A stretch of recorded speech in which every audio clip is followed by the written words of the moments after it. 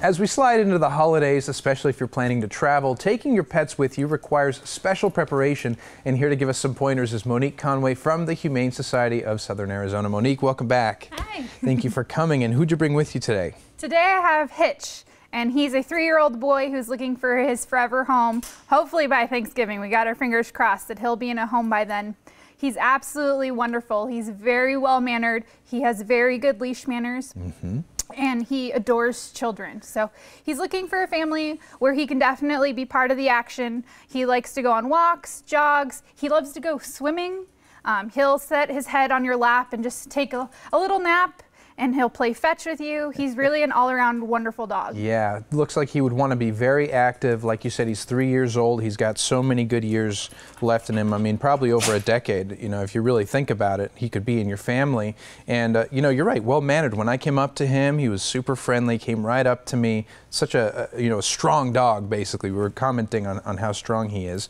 But, you know, of course, if you want to adopt Hitch and then take him on a trip, you have to do certain things to prepare for that. And there's really two types of trips you can take, obviously, in your car or in the plane. So let's talk about first, when you take your pet in the car, what do you have to prepare for? Right, so any car ride, you want to make sure that you kind of build it up. So if you start by going to the corner store, and then maybe next time you go, you know, a little bit further, so that way they're not just overwhelmed with being in the car for a really long period of time. They've kind of built up to it.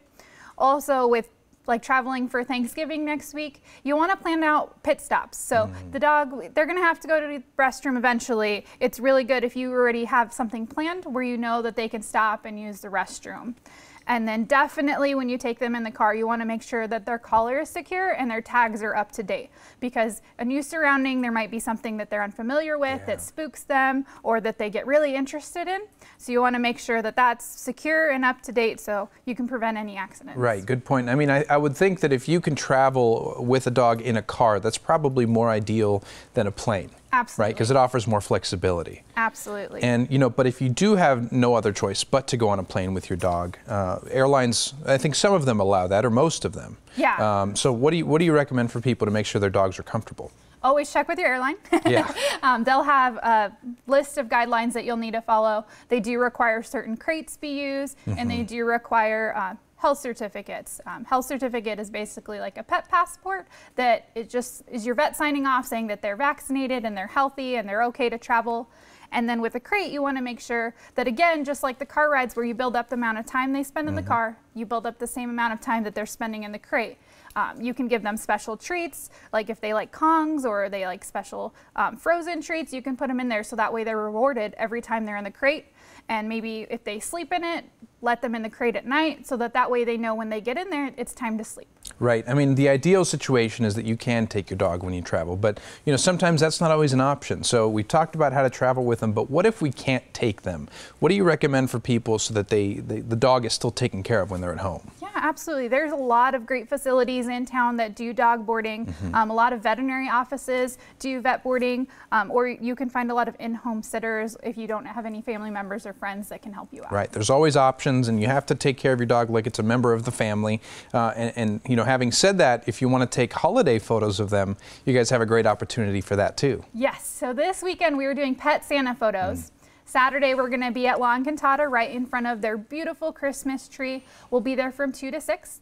And then on Sunday we're going to be off of 4th Avenue at the Mike Haggerty Plaza from noon to 4. It's only $10 and all the photos are going to be emailed out to everybody, so it's going to be perfect just in time for your holiday photos. Exactly. If you're looking for a holiday greeting, a holiday card that you want to send out to people, just include your dog in it. I mean, it'll be really cute. And, you know, if people want to meet Hitch, where can they go and find him? Hitch is at our main campus at 3450 North Kelvin. All right, Hitch, I know you're going to find a home by Thanksgiving. You're not going to get turkey, though, because dogs aren't supposed to eat turkey. Not good for them. Maybe they'll get a ham for you or something. Monique, thanks for joining us. Thank you. Of course. Now, well-behaved and vaccinated pups, again, are welcome this weekend to get their picture taken with Santa. This is happening this Saturday at La Encantada from 2 to 6, and then on Sunday at the Mike Haggerty Plaza from noon to 4 p.m. To learn more, visit hssaz.org or call 327-6088.